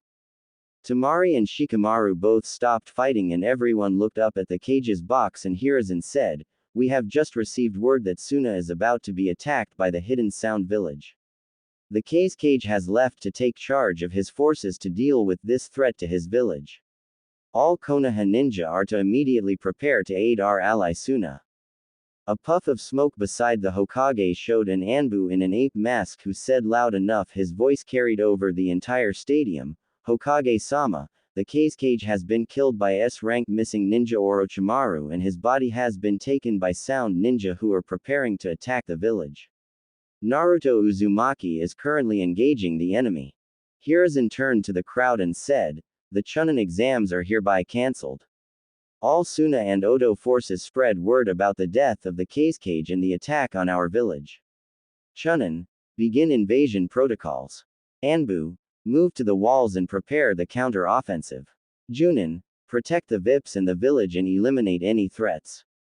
I'll be moving to take care of Orochimaru myself. Move."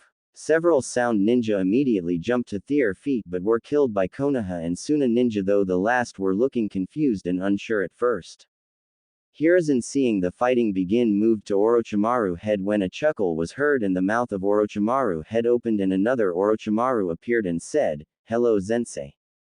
Hiruzen frowned and said, "My former student, how far have you fallen to create something like that?" As he moved into a defensive stance while quickly shedding his cage robes showing his armor underneath. Orochimaru said, "It appears even without the 9 tails warning you were prepared for me." Hiruzen said, "Indeed I was. Why are you doing this?"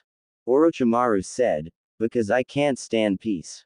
Peace is an illusion that causes the world to stagnate.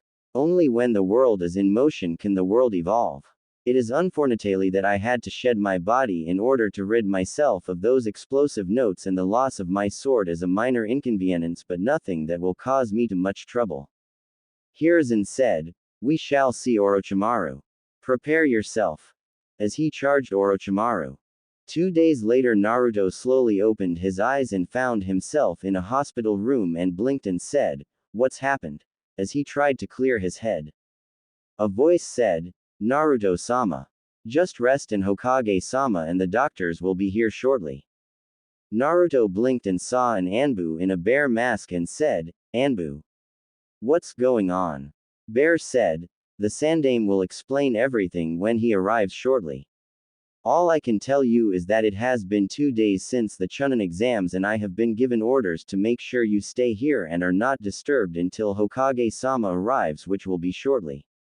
He also gave orders that you are not to speak with anyone until he speaks with you.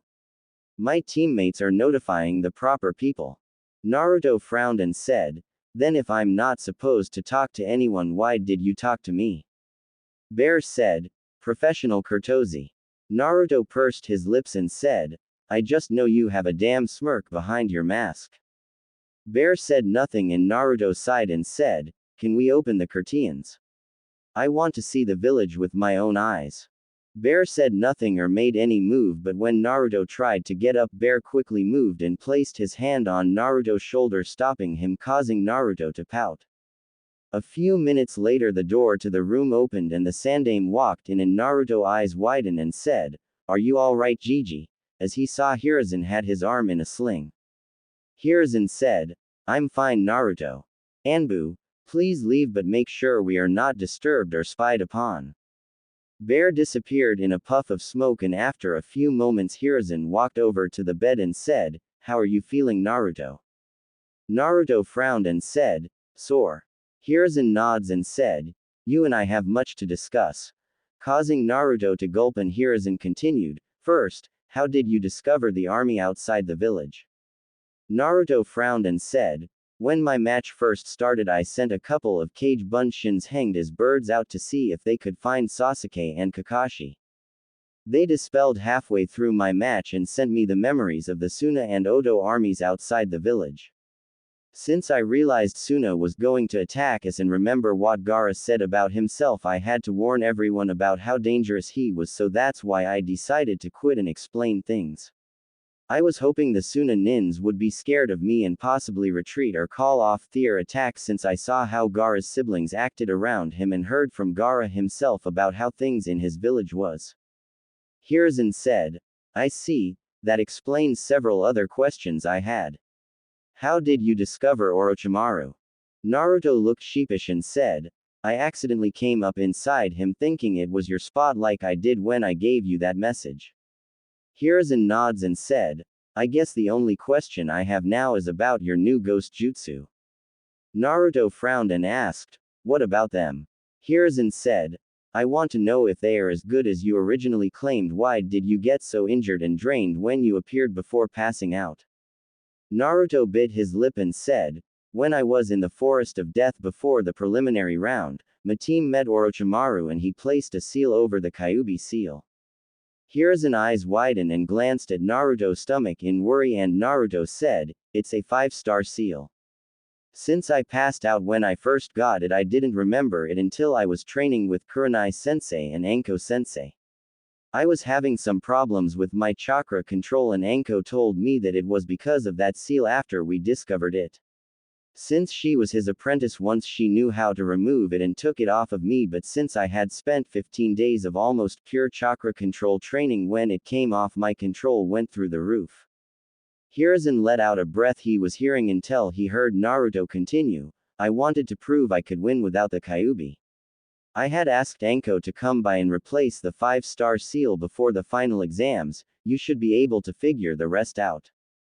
Hiruzen was quite a moment and said, yes. You passed out from using all your chakra and without the Kyuubi you couldn't replace it as fast as you normally could.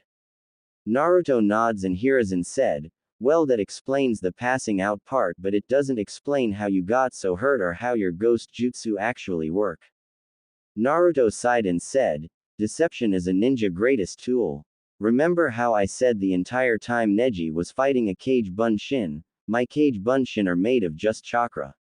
No element. Right, wrong. Hiruzen blinked and said, what do you mean that's wrong? Naruto said, Kurenai sensei explained the difference between knowing a jutsu and mastering a jutsu. I found out through a lot of trial and error that a Kage Bunshin is actually made up of air. Hiruzen blinked and said, I don't seem to follow what you mean. Wind chakra is used to make. Naruto shook his head and said, I didn't say wind chakra. I am talking about the air itself. The stuff we are breathing right now. That everyone breathes. I guess you could say wind chakra is actually a sub-element to air. When you make a Kage Bunshin, the air that is in the spot it is created is pulled in and trapped in the body, while whatever extra chakra that's left over is dispersed back into the air, which is what the smoke is from. Hiruzen nods and said, I think I see where you are going with this. So if a Kage Bunshin is actually a clone made of air, how is that related to your ghost jutsu?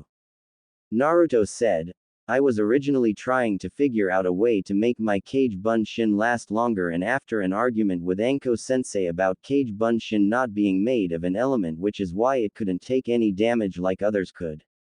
Once I learned that air is actually an element and Kage Bunshin was a jutsu made from it, I started to try and figure out how to manipulate the element inside the clone to my advantage, which is how I learned my clones can control the density of the air inside it, making it thicker or thinner. Making it thicker turns it into an exploding shadow clone, but making it thinner, Hiruzen said, makes it a ghost clone. Naruto said, mostly. It took a lot of trial and error, and you should have seen the look on Anko's face the first time I successfully had her punch phase through my clone before he punched her in the face, but there are weaknesses that comes with the ghost clones. Hiruzen said, what exactly? Naruto said, my ghost clones can last longer than the Kage Bunshin, but if my Kage Bunshin use the phase ability for too long, they will become too weak to be stable and pop. So far my Kage Bunshin can only go ghost for 5 minutes before they pop. Every time someone attacks them, the actual movement from the item going through them causes the air inside to speed up and can cause that part of a clone's body to become solid after the hit, so there is a couple of second window where if someone hits a spot and hits it again, they could dispel my ghost clones like a Kage Bunshin, which is why when my Kage Bunshin realize someone has figured this out, they use that added speed of air from the punch to help turn itself into an exploding clone. Hiruzen said, impressive. I notice your vocabulary is larger now. Naruto looked sheepish and said, Kurenai sensei made me read a lot of books and she questioned me about them. I had to read a dictionary once every day with a Kage Bunshin. Hiruzen nods and said, Well, you explained the weakness of your ghost clones, but what about the real you? How did you get so hurt, or is it that only your Kage Bunshin that can use your ghost jutsu? Naruto said, not exactly. My Kage Bunshin can use it for offense and defense like it did against Neji, but the real me can use the ghost jutsu for defense but not offense. Hiruzen said, explain. Naruto looked in thought and said, I learned when I make a henge I was never doing it right. I was coating my entire body with chakra and trying to make my body real, which in essence I was. I can change everything in my body but my chakra network. That makes it where I can turn my body into a Kage Bunshin like they can, but if someone was able to attack my chakra network, then the part that is hit would become solid until I rephased it. I learned that when I am phased out I can move my chakra network. Bend it, shape it, change it. I can even regrow it, which is how I know that if I become solid in the ground I can lose a limb or die. Hiruzen's eyes widened and looked at Naruto's body, and Naruto said, I lost my feet a couple of times, but I think it's something I got from the fox. I can convert chakra into a physical body, though it takes a lot out of me and it hurts badly. Hiruzen said, so you're able to reform lost limbs? Trying to hide his worry. Naruto said, yeah, that's why I retreated and came to tell you. I was fighting some Suna nins and they were able to use swords made out of wind to cut my arms off by cutting the chakra network I had in it, and I had to regrow them. Luckily, with my ghost clone's help I was able to take them out, but I felt so weak after killing that group around the summoning circle that I knew I couldn't keep going and had to fall back while my clones kept attacking. The injuries I had was from constant attacks after the Suna nins learned about my weakness. Luckily all of them that saw it are dead. Hiruzen said, I see. What are your plans for these jutsu you made, Naruto? Naruto looked down and said, I think that if anyone beside me tried to use them they could accidentally kill themselves, so I don't want to teach them to anyone, at least until I learn everything about them. Hiruzen said, I agree. I am officially listing all your ghost jutsu as kinjutsu. Naruto said, so what happened with the invasion? I guess we won since you're here right now. Hiruzen said, thanks to you we won, but Orochimaru escaped. Naruto's eyes widened and Hiruzen said, Orochimaru has his own kinjutsu that allowed him to repair his body similar to a snake shedding its skin. You did weaken him and allowed me a chance to trick Suna into believing Odo tricked them. Which reminds me, everyone believes that Odo tried to attack Suna and that Orochimaru killed the Kazekage. If anyone asks about the Suna nins that you attacked and killed, tell them that you thought they were imposters since Suna is our ally.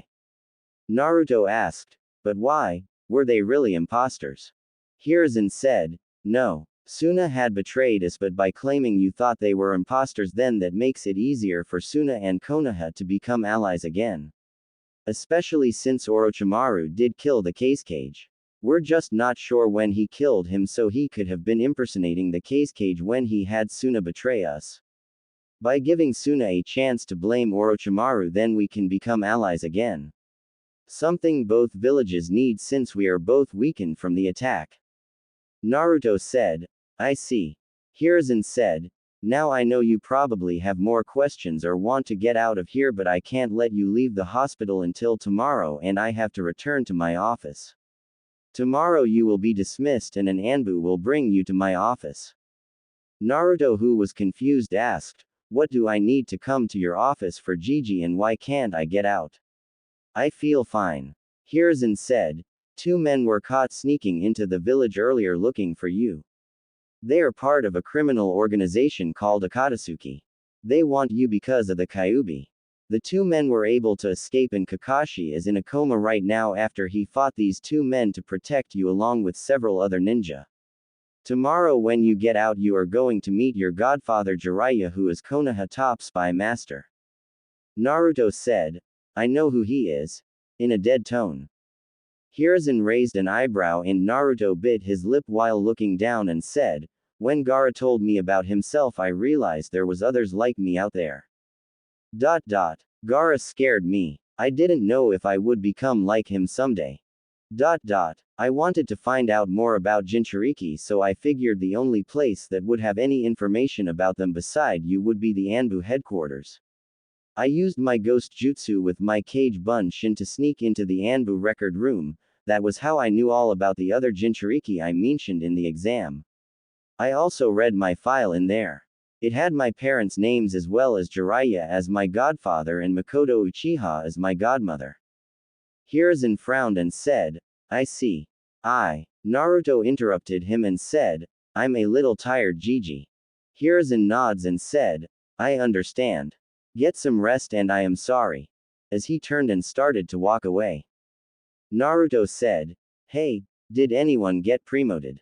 Hiruzen smiled and said, Yes, Shikamaru and you both did. Congratulations, Naruto. Naruto eyes widened and a smile formed on his face and said, Thanks, Gigi. Hiruzen said, Don't thank me. You earned it by not only showing great strategy but also leadership qualities. We will discuss this further tomorrow when you arrive in my office. Naruto nods and said, I'll see you then. Hiruzen nods and leaves and Naruto felt a small smile on his face and thought, I made Chunin.